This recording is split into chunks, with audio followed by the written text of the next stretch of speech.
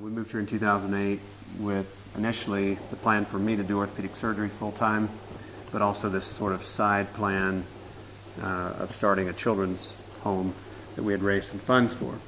And then broke ground on Naomi's Village in late 2009, thinking that again it would be somebody else that primarily ran the children's home, only to find out the Lord was calling us to do that full-time. It took about a year and a half to build it in completion, at least the main children's home, which opened in January 2011, and we started taking in children at that time. First child was a kid named Joshua. He was orphaned by severe active family violence. His father killed his whole family, including his 1-year-old little brother and his 7-year-old older brother, and he was 3.5. Killed them all with a knife, and also his pregnant wife, who was 8.5 months pregnant at the time, and then he hung himself. And all this happened within the confines of about 12 by 15 small rural home with a dirt floor in the dark. And he crawled out a hole in the wall and came back in to find this scene of horror and slept up against his mother's dead body while his father was swinging overhead. So that was the first child that came to Naomi's Village. That was back in January 2011. And we had been spending all these months building this children's home, and all of a sudden we had this child in our hands. And everything changed about our life at that time. And so then we began taking in kids, and we started being here all the time.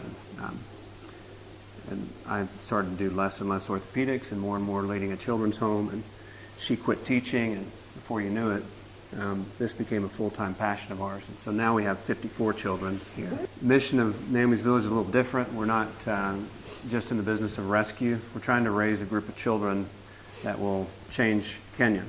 We like to involve the children in all kinds of outreach because we're trying to raise children that have the same vision so that they grow up to eventually impact Kenya.